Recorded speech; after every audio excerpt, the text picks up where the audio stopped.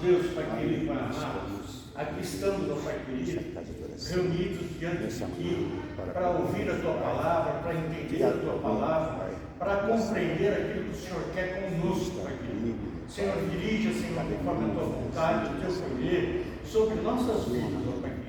Estamos aqui com o coração, com a nossa mente, com o nosso intelecto, diante de Ti, para aprender de Ti, Pai querido. Fala conosco, trata conosco. Senhor, visita os enfermos, visita, Senhor, meu Deus, ó Pai, os nossos mais anciões, ó Pai querido. Coloca as Tuas mãos, guarda, livra o que peço, em nome do Teu Filho amado, Jesus Cristo. Abra a sua Bíblia em Filipenses, capítulo 2.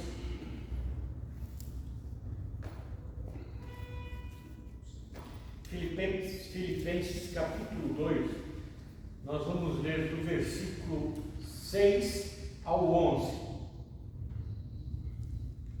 Todos acharam? Amém.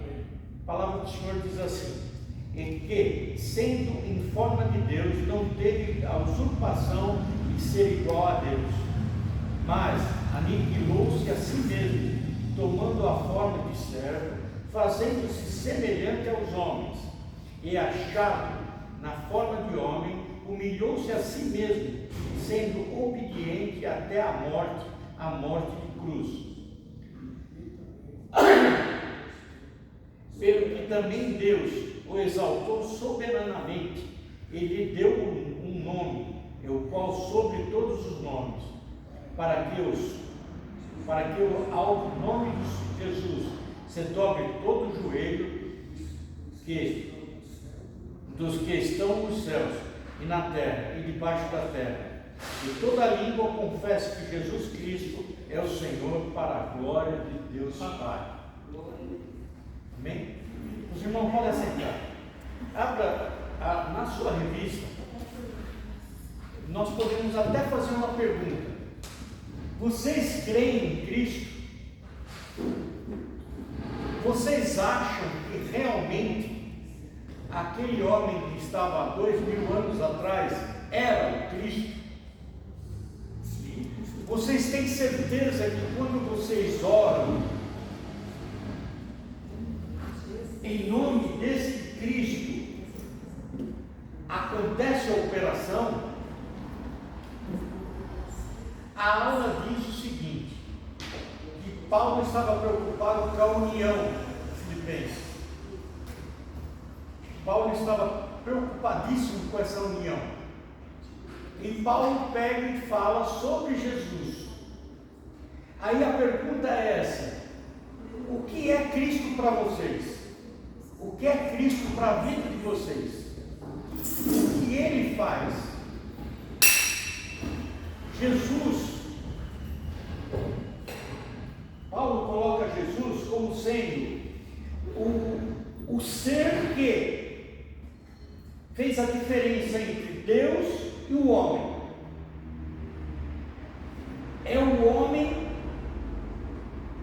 Deus, que você se coloca diante dele para que ele faz com que as coisas aconteçam. É isso que Paulo deixa claro em Filipenses. Para que Paulo deixasse claro em Filipenses, ele coloca detalhes que Jesus Cristo era, e que foi, e que é para nós todos os dias. Então vamos lá para a introdução. O teólogo William Blacker afirma que esta porção da Epístola de Filipenses passa mais importante as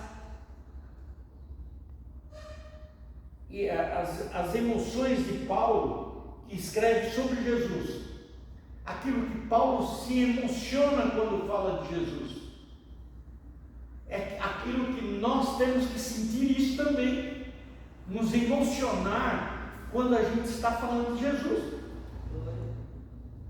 porque Ele é tudo para nós, Ele é a nossa nova vida.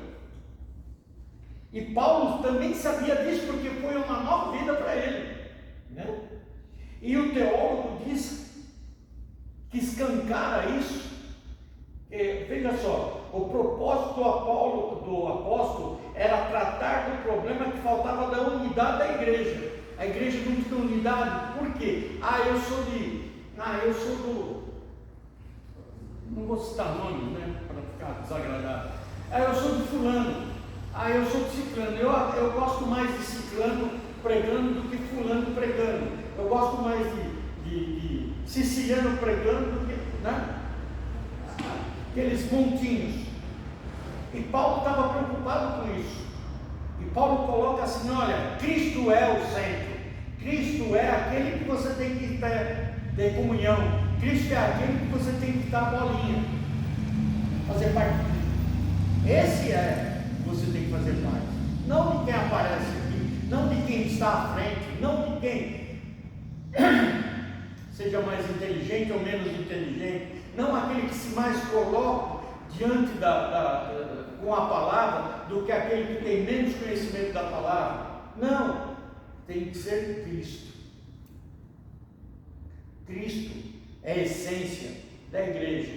Paulo deixa isso claro. Cristo é a essência da igreja. Cristo é a essência da nossa comunidade. Cristo é a essência de nós estarmos juntos para adorá-lo e colocá-lo na sua devida glória. Isso que Paulo deixa. E o teólogo coloca isso em ênfase. Na nossa introdução ele deixa isso em ênfase. O propósito de Paulo era fazer uma unidade em Cristo. Aí ele entra com duas teologias: a teologia do estado de Cristo, da humilhação e da exaltação. Paulo coloca diante da igreja de Filipenses isso: olha, tem dois caminhos que Jesus percorreu como homem e como Deus. Eles usam a palavra, a tradução que foi colocada, e Jesus se esvazia. Nós lemos aqui, né? Nós lemos aqui no versículo 7, que se aniquilou. Aniquilar-se é matar-se, é se extinguir. Não, ele não se aniquilou, ele simplesmente se dividiu. A sua glória ele deixou com Deus, e seu ser, homem, ficou junto com nós. Porque se ele estivesse com a glória dele, nós não conseguíamos ficar perto dele. Então ele outros textos colocam como ele se esvaziou. Ele se dividiu. Ele deixou a sua amplitude de glória com o Pai e ficou sempre conosco, para que nós podíamos ter contato com Ele, estar com Ele. Eu estou colocando como nós estivéssemos nessa época que Ele estava. Hoje nós não temos Ele fisicamente, mas temos Ele espiritualmente. Ele anda conosco todos os dias, todas as horas, está sempre do nosso lado. E Paulo sabia disso. Então Paulo deixa claro: olha, a humilhação, qual é a humilhação de Jesus Cristo? Foi que ele deixou a sua glória para estar conosco, pecadores, inúteis.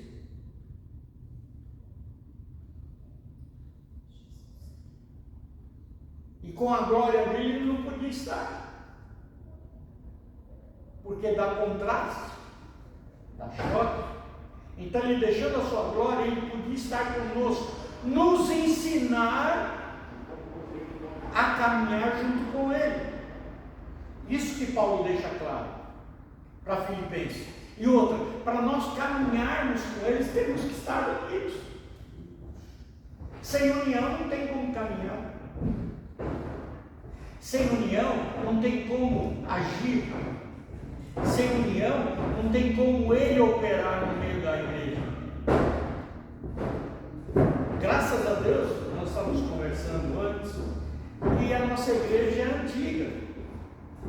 É um gato de 80 quilos. Graças a Deus que a nossa igreja é uma igreja com membros firmes. Então nós não temos esse problema. Nós não temos a falta de unidade. Por isso que quando a gente clama a Cristo, acontece, e rapidamente, por causa disso. Porque nós não estamos preocupados com fulano, com ciclano, com beltrano. Nós estamos preocupados em ir para o céu. Essa é a preocupação. Vamos lá, o estado de humilhação. Filipenses 2, de 6 a 8. O plano da salvação não foi elaborado pelo Pai. O plano de salvação que foi elaborado pelo Pai exigia que Cristo assumisse uma naturalidade humana, uma natureza humana. Se fosse um humano, fosse uma pessoa, juntamente com as mesmas pessoas, que respirasse, precisasse comer, precisasse dormir, para dar confiabilidade, para ser uma pessoa confiável, para que ele pudesse explanar o plano de Deus Pai sem ter choque com o próprio homem e a própria mulher. Real, para morrer pelo seu povo. Isso era algo que ele faria voluntariamente, como ele o fez. A gente tem um registro da última oração de Jesus, que ele fala: Pai, se fosse possível afastar o cálice, se fosse possível afastar esse problema que eu tenho que enfrentar, se fosse possível eu prolongar mais um pouco, fosse possível, mas não é possível, porque aquilo que o Senhor já determinou tem que acontecer. Irmãos, aquilo que Deus determinou na vida de vocês tem que acontecer, porque aquilo que Ele determinou na vida de vocês faz com que vocês cresçam na vida espiritual com Ele. Por isso que às vezes a gente tem lutas que a gente não entende. Ah, Senhor, mas eu sou honesto contigo, eu sou isso contigo, sou aquilo contigo, e parece que o mundo desaba sobre mim. Não é, é que Ele está trabalhando na sua vida para que você fique cada vez mais perto dEle. Não é porque cada vez mais que você está se achegando a Ele que acontecem os fatos. Não, Ele está te ensinando. Por isso que os fatos acontecem, para que você tenha cacife, para que você tenha entendimento, para que você tenha força para enfrentar coisas piores que é o viver. Porque você vai galgando o caminho para o céu. O céu não é aquela bagunça que todo mundo fala aí fora. Ah, você morreu, vai para o céu. Não. O céu é um lugar de santidade. E nós temos que ser corrigidos todos os dias para chegarmos ao ponto dessa santidade. É isso que Paulo falava para Filipenses. Que Paulo entendeu o plano de Deus para a nossa vida, colocando Cristo como o intermediador desse plano.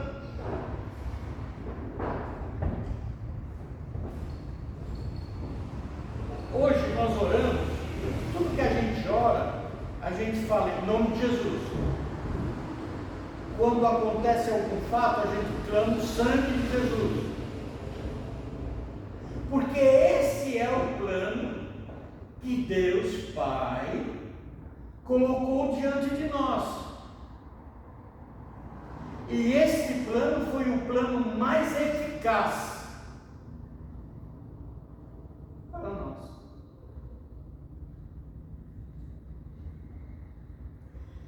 encarnação do Salvador. O apóstolo Paulo afirma que Cristo a si mesmo se esvaziou. Eu coloquei aqui, né? Deixou a glória dele para com o Pai. Ele tirou a sua glória, se desvestiu da sua glória. Se desvestiu do poder que ele tinha para se tornar um humano. Aí Paulo ainda coloca, ele se humilhou, quer dizer, ele se rebaixou, ele se baixou, ele abaixou o máximo que ele pôde.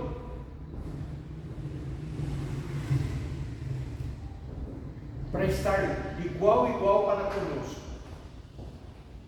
E assumiu a forma de servo, obediente, porque o servo ele não é um ser, ele não é uma pessoa que pensa por si. Se vocês procurarem ver o que é um escravo, o escravo agia conforme o seu dono queria. Então o escravo não tinha vontade, por mais que ele esteja ser um ser humano que tinha vontade, ele não tinha vontade. Ele fazia o que o seu dono queria, e quando ele não fazia, ele era açoitado. Então Paulo coloca Cristo como sendo o servo de Deus, sendo obediente em tudo aquilo que Deus queria. Por isso que deu certo. Todas as vezes que você der o relato de Jesus Cristo na Bíblia, que ele fala assim: eu não faço por mim, eu faço pelo meu Pai. Quem me vê meu Pai. Quem está olhando a mim está vendo meu Pai.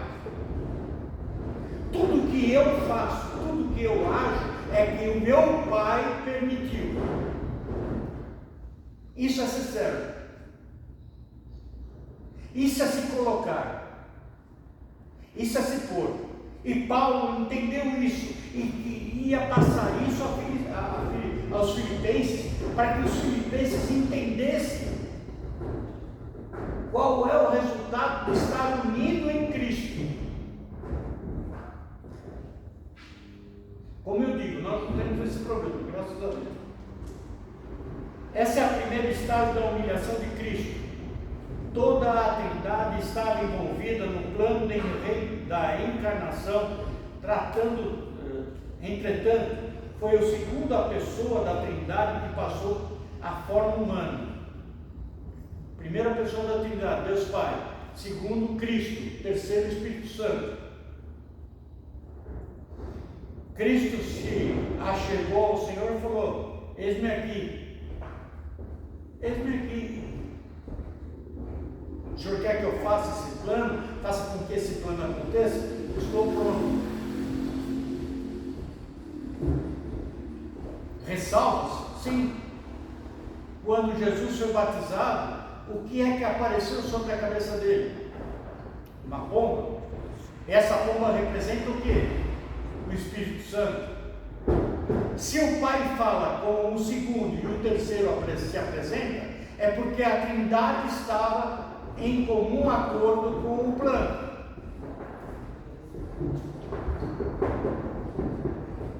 Está entendendo como funciona? Como Paulo deixa clara a coisa?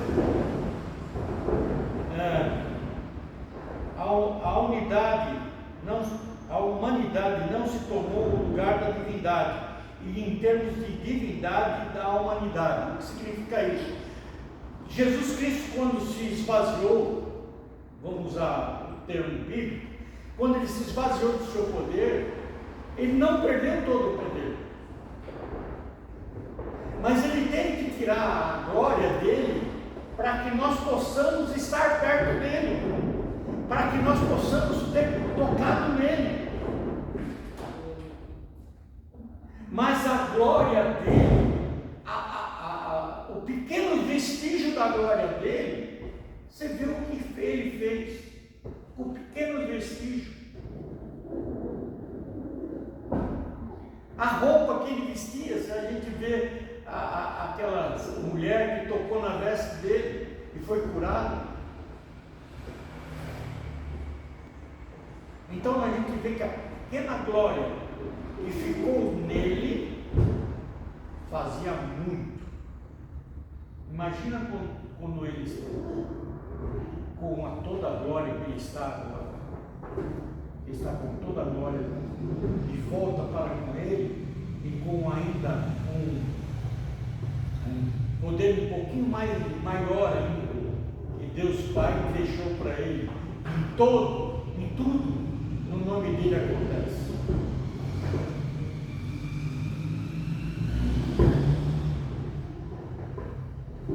O Verbo encarnou-se,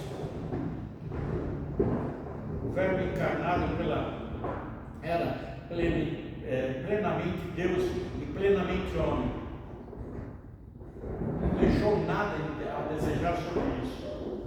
Ele continuou substituindo em forma de Deus e na sua forma de Deus. Ele continua agindo. Tudo que se peça a ele acontece. Tudo que acontecia em volta dele era fato que todos presenciavam que Deus agia na vida dele. A transformação dos pães, a transformação dos peixes, a cura de muitos enfermos, a recolocação dos olhos daqueles que eram cegos, a mudança de ossos que ele fez para os aleijados. Então a plenitude dele como homem e com o restício da glória que ele tinha, faz com que isso tudo aconteça. E Paulo quer deixar o seguinte: quanto mais você se achegar a Cristo, quanto mais você se achegar a Ele, você vai ter a plenitude que Ele tinha. É isso que Paulo deixa claro. É isso que ele está falando aqui, o esvaziamento de Cristo que nós estamos vendo agora. É justamente isso. Quanto mais eu me achegar a Ele, eu vou poder fazer quase as mesmas coisas que Ele. E Jesus diz o seguinte: aqueles que se achegarem mais a mim farão maiores coisas que eu fiz. E Paulo coloca isso para os filipenses, e ele deixa claro para nós a mesma coisa.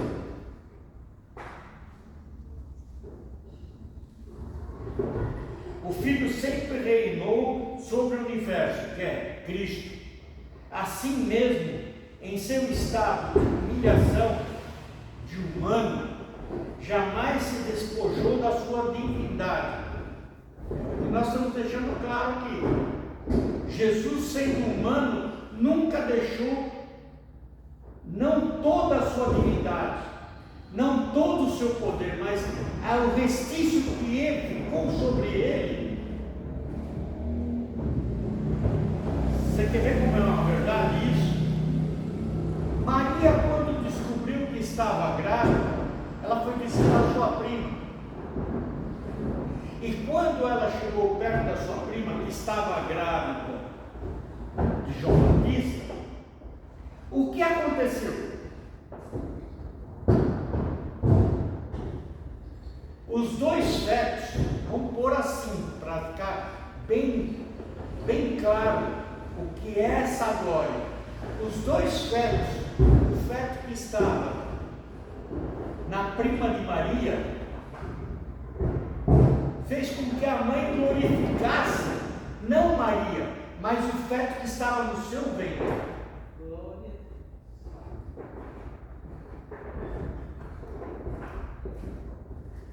Para vocês verem que o esvaziamento da glória dele ficou um resquício. É por isso que eu perguntei, quando começou a aula, eu perguntei: vocês creem em Cristo? Porque Paulo deixa bem claro quem é ele, quem é esse homem. Quem é esse ser que era divino e se transformou em homem, que faz as coisas acontecerem?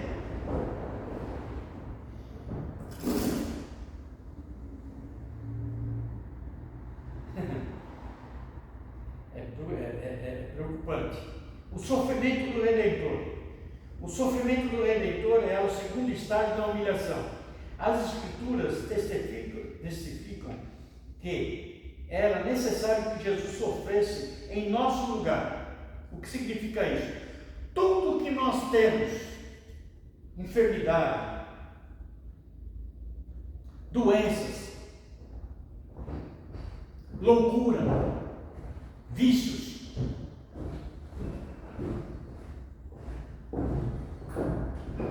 ele podia passar por isso. Ele estava na mesma estatura que nós. Só que ele deixa claro para nós que nós possamos fugir de tudo isso. Fugir da enfermidade? Não. A enfermidade é nossa. Mas nós temos o quê? Aquele que nos cuida.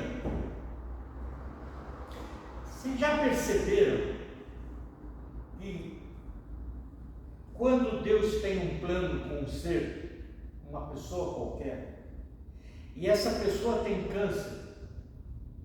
Nós tivemos um irmão na igreja lá em São Paulo. Ele carregava criança, ele dirigia uma bomba carregando criança. E chegava assim, no sábado, no domingo, ele chegava para a gente e falava assim: eu amanhã vou me internar.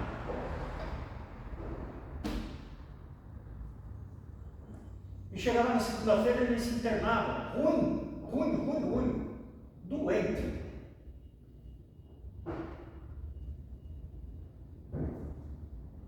Porque Deus falava com ele, para ele ir no hospital, para pregar o Evangelho.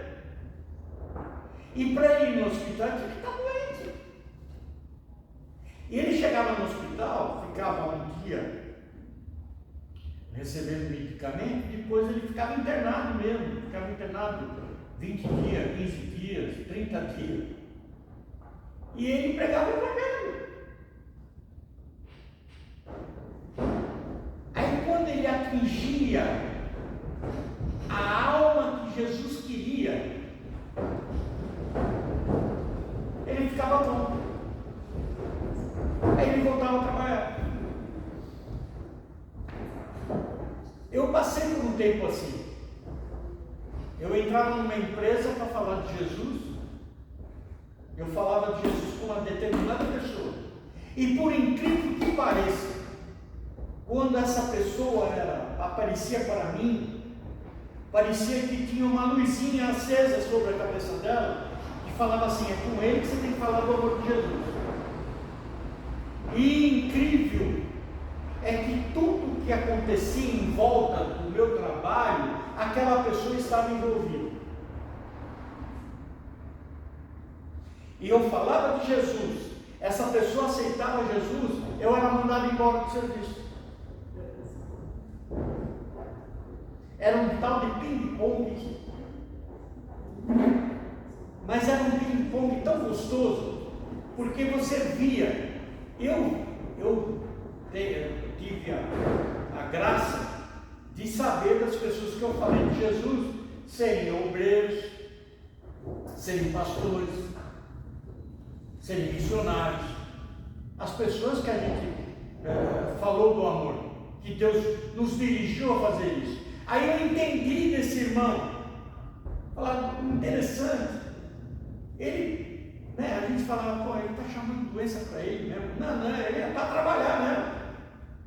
E Paulo deixa isso claro.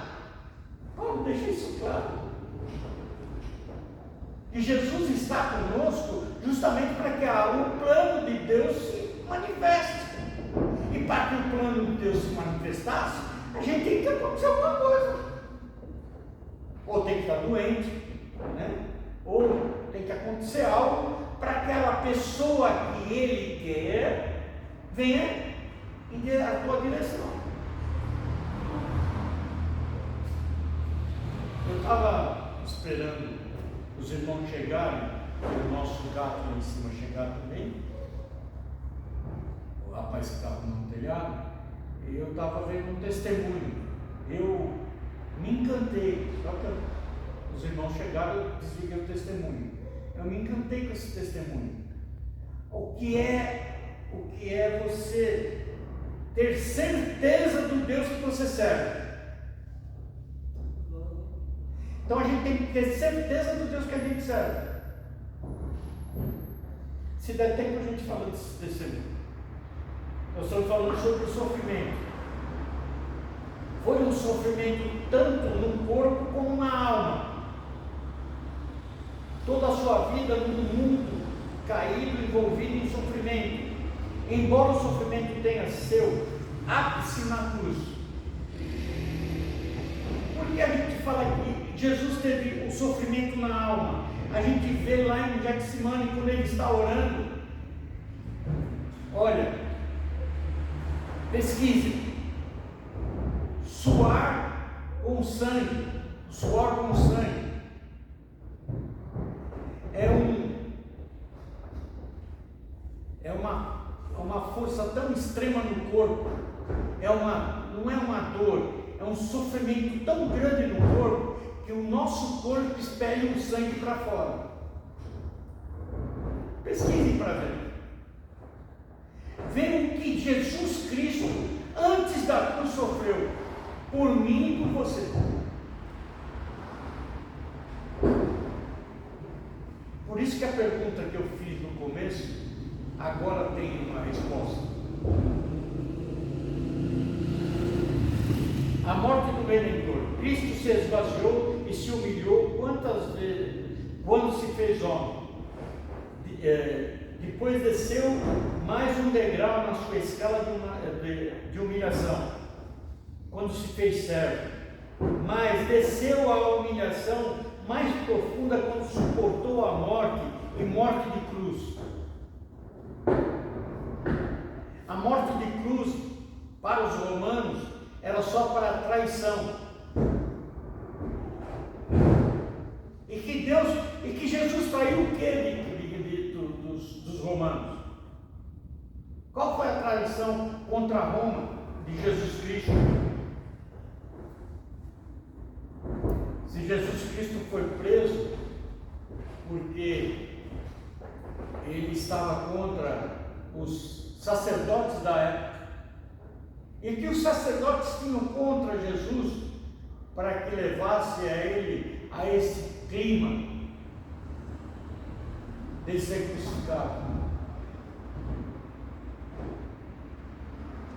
Se você parar para entender, você vê que não tem nada a ver com nada.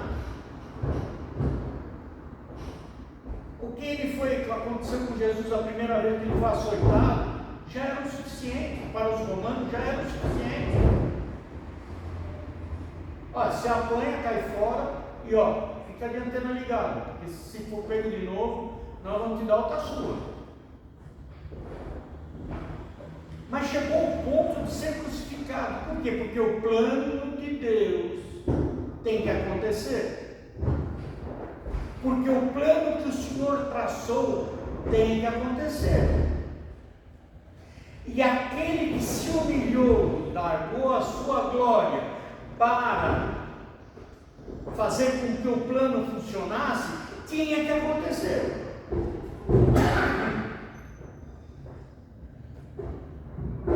Então é verdade que no Getsemane, quando Jesus está orando, ele fala: Senhor, afasta de mim esse cálice. Senhor, é difícil. Senhor, essa humanidade, o pecado deles é muito grande sobre a minha vida. Mas não faça a minha vontade, sim a sua. Lá foi consagrado o plano.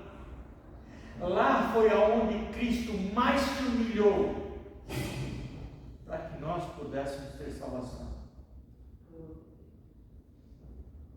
que nós pudéssemos ter essa reunião e falar sobre o amor dele sobre nós. É isso que Paulo deixa claro.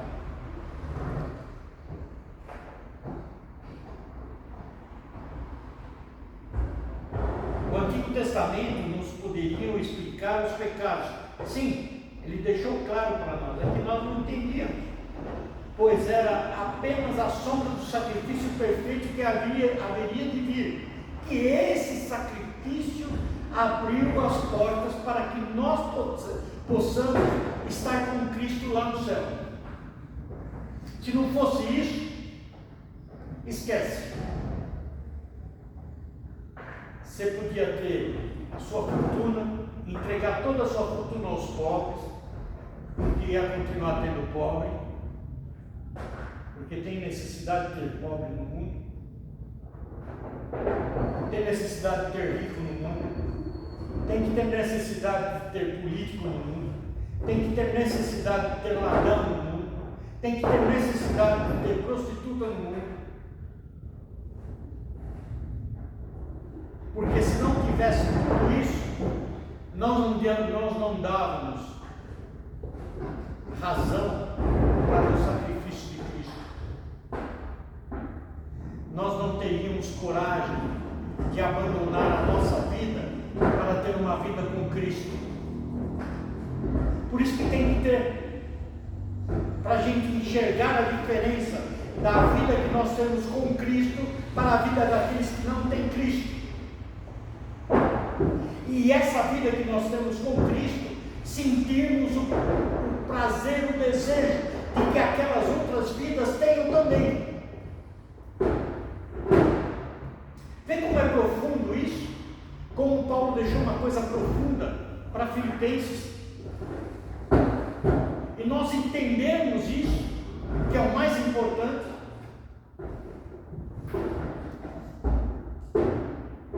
Jesus não apenas foi o sacrifício perfeito, mas também é o sumo sacerdote perfeito, segundo a ordem de Melquisedeque. O que significa isso? Significa que ele é a ligação de nós com o Pai. Tudo que nós pedimos ao Senhor Jesus, o Pai concede, porque ele se transformou em nosso sacerdote.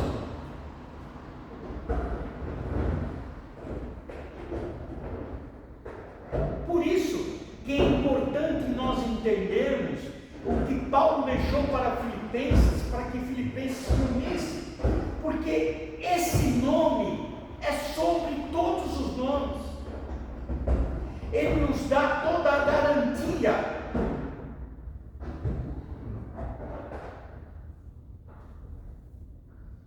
Por isso que o esvaziamento de Cristo, ele deixar, vamos pôr assim, 99% da sua glória na mão do Pai, e descer aqui na terra, se transformar num homem, com 1% da sua glória, e fazer o que ele fez.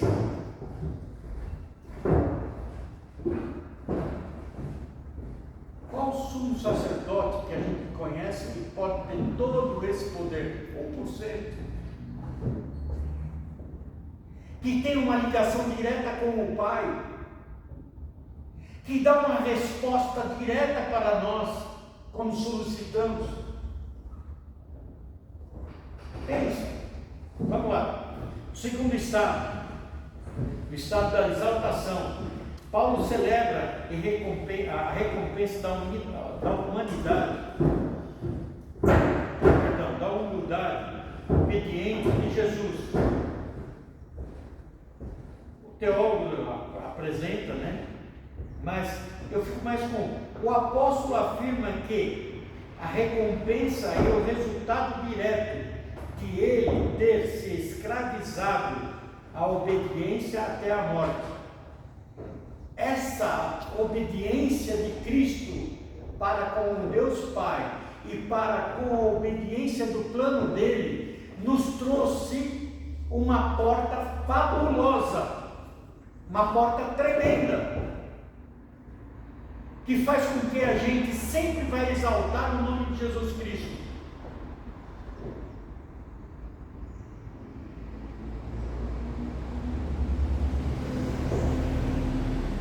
Porque Ele abriu uma porta que ninguém podia abrir. Nenhum santo, padre, santo pastor, santo macumbeiro, santo espírito vai conseguir fazer isso. Só Jesus Cristo faz isso. Só Ele tem esse poder. Porque Ele foi obediente até a morte. Ele se sujeitou ao plano de Deus cabalmente. Por isso que Ele tem esse poder. A ressurreição do Redentor, a ressurreição de Cristo é a testificação das Escrituras. Nós vamos percorrer o Novo Testamento, vai dar essa testificação, e o Velho Testamento vai dar a clarência de quem é Ele. Jesus inaugurou um novo tipo de vida, sendo as premissas dos primogênitos dos mortos. Ele foi o primeiro a voltar da morte. Ele foi o primeiro a vencer a morte. Ele é o único que tem a chave do inferno e da morte. Ele é o único. Não tem mais ninguém que tenha esse poder. Jesus foi o primeiro a ressuscitar com um corpo transformado. O que é transformado? É transparente? É um corpo que atravessa objetos?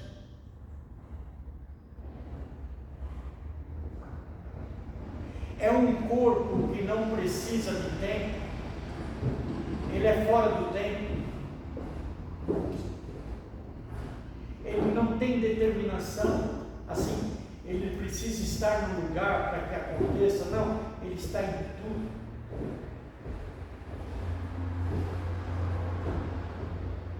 Para ele não tem dia, não tem noite, não tem distância, não tem envelhecimento.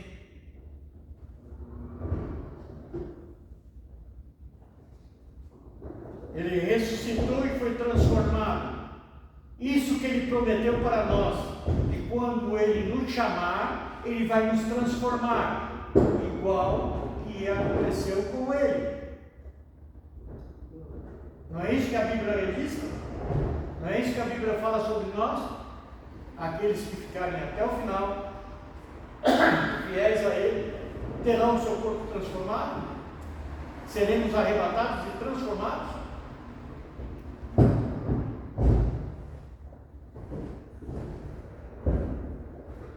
Revestidos de incorruptibilidade. É o que eu falei. A idade não vai alcançar, a velhice não vai alcançar, a morte não vai alcançar de novo, o tempo não vai alcançar. Você é livre, a qual todos salvos terão. A Bíblia diz, olha, 1 Coríntios 15:53 fala isso. A morte não é o fim para o povo de Deus, mas a passagem para uma vida eterna com Cristo, transformados, com um corpo incorruptível.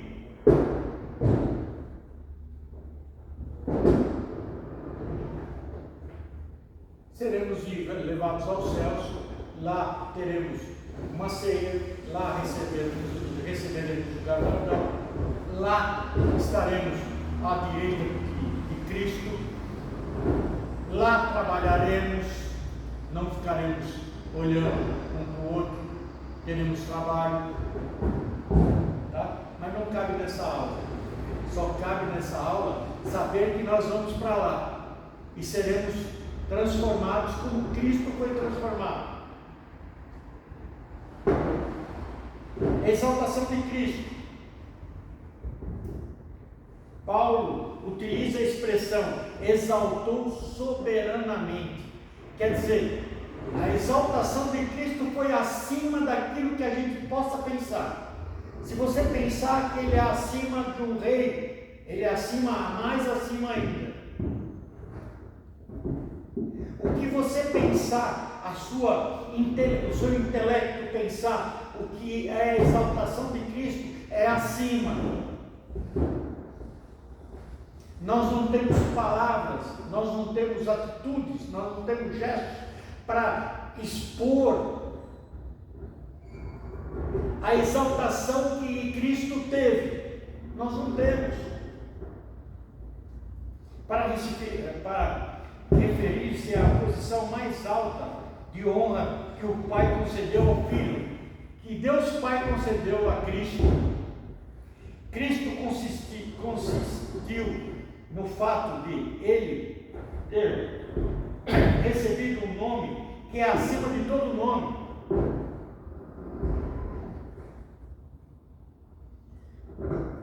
O nome dele faz com que os enfermos sejam curados, os perdidos são salvos, os crentes são perdoados, os cativos são libertos, as orações são respondidas. Deus deu a Jesus toda a autoridade no céu e na terra.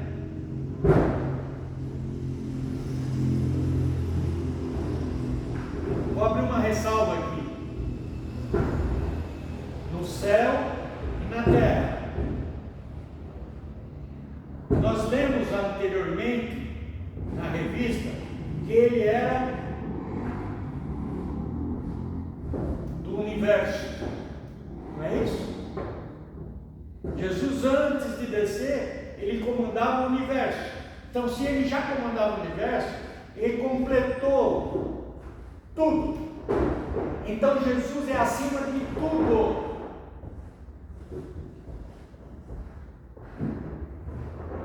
Está vendo? A quem vocês seguem, que Ele é.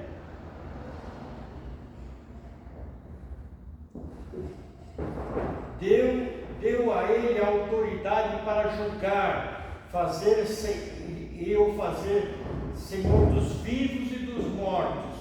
Ele tem esse poder, Ele manda nos vivos e nos mortos, porque Ele tem a chave do inferno. Ele foi lá buscar.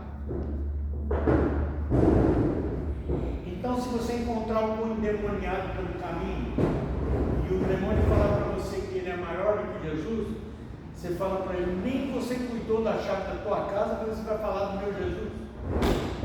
Para.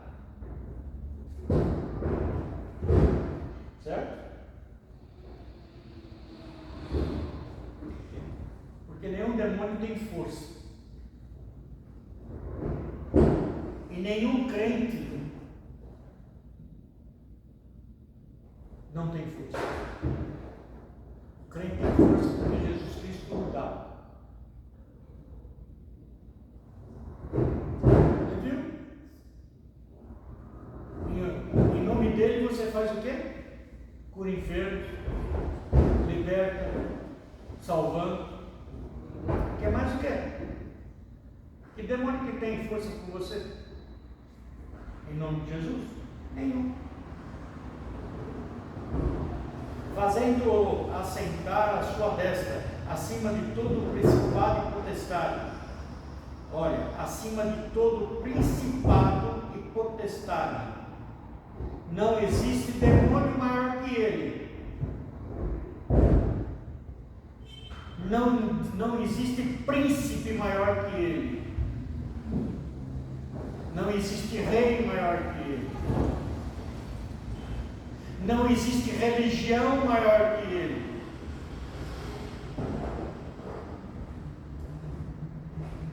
constituindo-o cabeça de toda a igreja. A glória de Cristo. Jesus foi para o céu e assentou-se à direita de Deus Pai, de onde reina sobre todo o universo. Ele reina e reina e reina.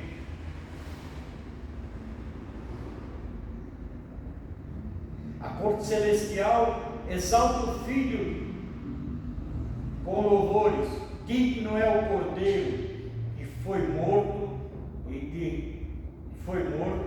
de receber o poder, a riqueza e a sabedoria, a força, a honra, a glória e o louvor.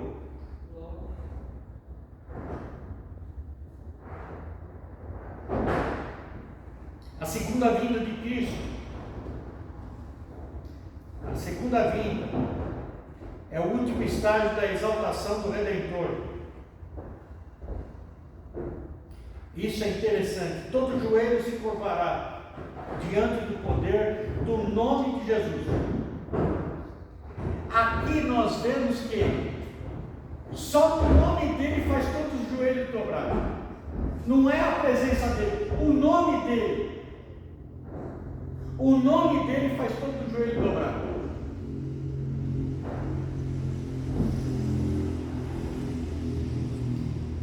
Nos céus os anjos e os remidos, na terra os homens, e debaixo da terra todos os demônios e condenados. A segunda vinda é a consumação e redenção e a coroação da obra redentora. Viu o que eu falei? Ele é tão poderoso que ninguém, nem vivo nem morto, pode com ele.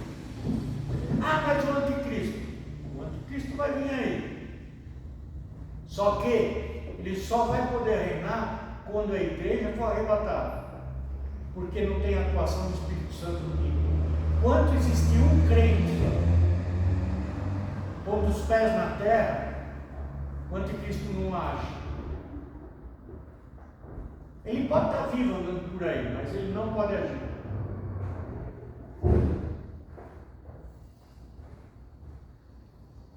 Acabamos de ler aqui, ó.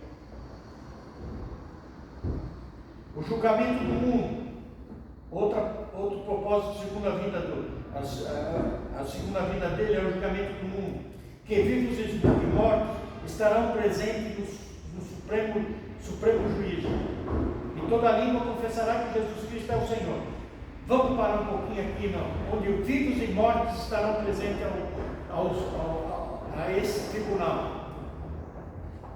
Nós, igrejas arrebatados, estaremos à direita de Cristo e não participaremos desse julgamento, não como sendo julgados. Entenderam? Nós não vamos ser julgados. Aqui é julgados os que morreram,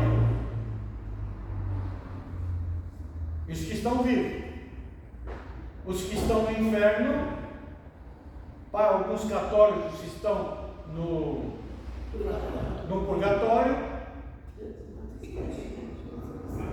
para alguns testemunhos de Jeová estão dormindo. Esses serão julgados. E nós, que fomos arrebatados, passamos pela ceia com o Senhor Jesus. Depois somos julgados pelo Senhor Jesus para ganhar o nosso galardão. Estaremos do lado de Cristo nesse julgamento. Então aquele que já morreu, Cristo já morreu para eles. Os que morreram em Cristo está com Ele, está com Cristo. Os que morreram em Cristo. Os que não morreram em Cristo, a gente sabe onde está. A Bíblia nos diz onde ele está. Certo? Para ficar bem claro, para que toda língua confessará que Jesus Cristo é o Senhor, para que isso aconteça. E eles vão falar isso. Porque se eles não fossem falar, a Bíblia não registrava. Se a Bíblia registrou, é porque eles vão falar. Então é uma coisa óbvia. Ninguém faz bolo sem pôr farinha. Alguma farinha vai. Ou é farinha de trigo, ou é farinha de cevada, ou é farinha de qualquer coisa. Mas é uma farinha. Tem que ter um negócio lá para fazer aquele grudo. Ou estou errado? Vocês mulheres aí, né? Tem que ter alguma coisa para dar liga. Então, se está dizendo é porque tem liga. Se tem liga é porque vai dar um bolo bom. Certo? Encerrando a aula, atrasado 2 minutos. Meu Deus. Toda a vida e obra de Cristo não apontava para a sua glória pessoal. Tudo que Jesus Cristo fez na terra como um ser humano não apontou a sua glória, e sim a glória do Pai, mas tinha o claro objetivo de glorificar a Deus. Sim, a glória do Pai. Ele sempre falou, ele sempre disse, ele sempre se posicionou: eu não faço nada se meu Pai não deixar. Tudo que eu faço é porque meu Pai me ordenou. Tudo que acontece com a minha voz é porque Deus determinou que assim eu fizesse. Sempre foi assim. Pegar Mateus, Marcos, Lucas, João, até Paulo mesmo, em Atos dos Apóstolos, nas cartas de Paulo, você vai ver que Jesus sempre falou assim: eu faço aquilo que Deus permite que eu faça. Eu não estou aqui para me mostrar, eu estou aqui para revelar o Deus que eu sou. Não, mas a pregação que fala que quando a pessoa morre, não vai ter o julgamento para depois a pessoa ir para o inferno. Olha, não pesquisei sobre isso, mas o que a gente entende é o seguinte: aquele que morreu com Cristo vai para Cristo esperar as bodas. Eles estão lá no céu esperando as bodas. Pode ser, algum teólogo diz que eles estão no intermediário, não estão no céu onde vai todos viver, mas estão numa área intermediária.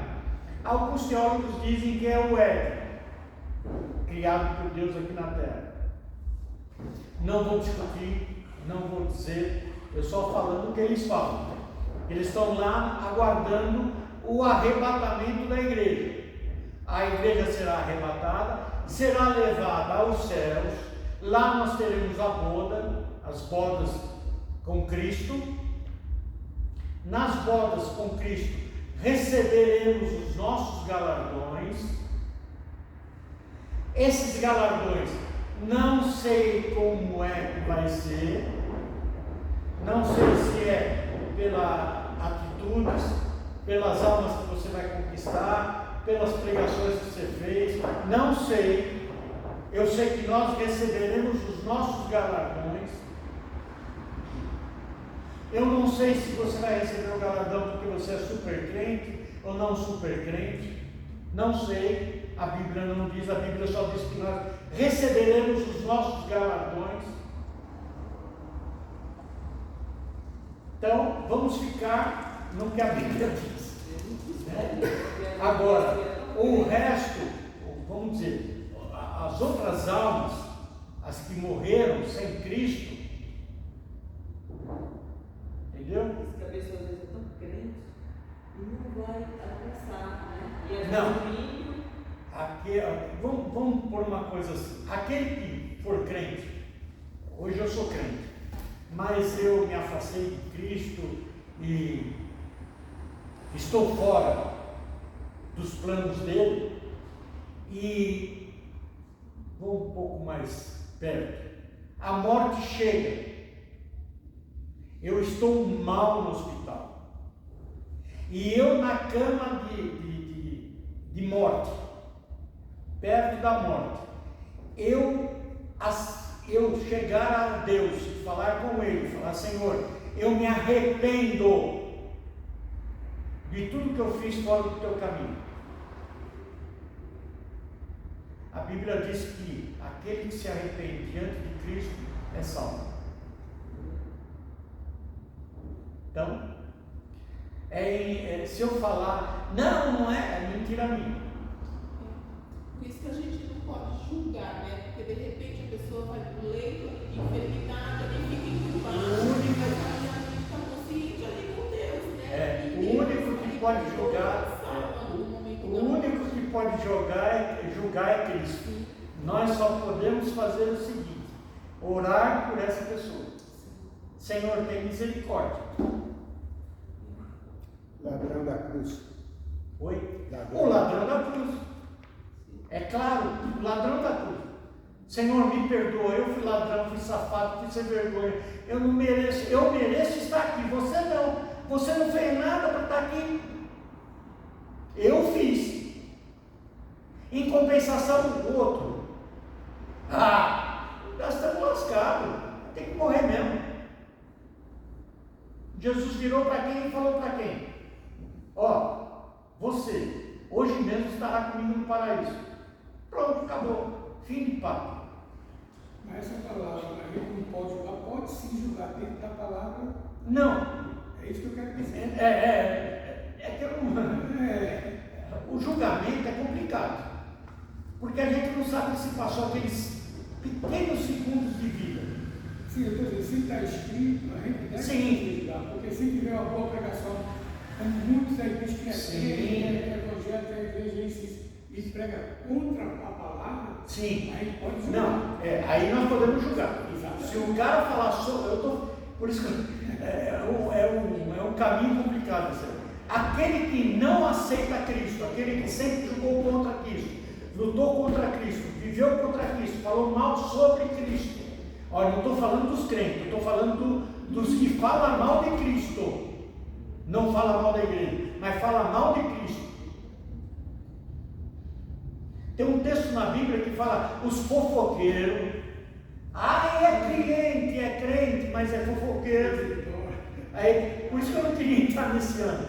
Porque está na Bíblia. Se está na Bíblia, então a gente vai obedecer. Os que falam mal, os que são fofoqueiros, os que são homens que se transformam em mulheres, está na Bíblia. Mas tem a passagem dos adultos. Agora, se eles no fim se converterem, serão salvos. Porque todos, senão, nós podemos julgar. Em pecado. Sim, nós podemos julgar. A palavra do nosso Senhor Jesus Cristo, só que ressuscita. Nesse ponto nós podemos julgar. Mas eu ponho ainda um pezinho. Se o camarada está lá, pronto, está tentando lá fora. Chega no leito e não, eu vou aceitar Jesus, sem escutar palavra nenhuma. É complicado. Porque ele está morto. Complicado. Ele está morto. Mas nós temos procedimentos. Nós temos procedimentos na Bíblia que nos ensinam. Mas por isso que é uma área areosa. Dentro do jardim do Éden, que Deus disse: comer desse fruto morrerá. Sim. Ele comeu, então todos estão mortos. Sim. Mas essa é uma área que hoje, na nossa época, é uma área areosa. Então nós temos que tomar muito cuidado. Sabemos o que a Bíblia nos ensina, sabemos o que a Bíblia fala, sabemos o que as outras denominações, as outras igrejas, as outras religiões falam, que diverge também dentro da Bíblia. Mas, como nós vivemos uma área areosa, temos que tomar cuidado. Podemos julgar? Podemos. Eu não aconselho, eu aconselho a orar. Fica mais bonitinho do que julgar. Ore, Senhor, daí aconteceu, e o fato é esse. Faleceu minha mãe e faleceu a sogra do meu irmão. A minha irmã, ela não é crente, mas ela é muito devota da Maria. E ela falou assim: Márcia, por que uma mãe faleceu e ela estava muito linda, parecia uma criança, estava dormindo muito bonita. E a sogra do meu irmão, do nosso irmão, estava muito feia. Aí eu falei assim: porque mamãe morreu em Cristo.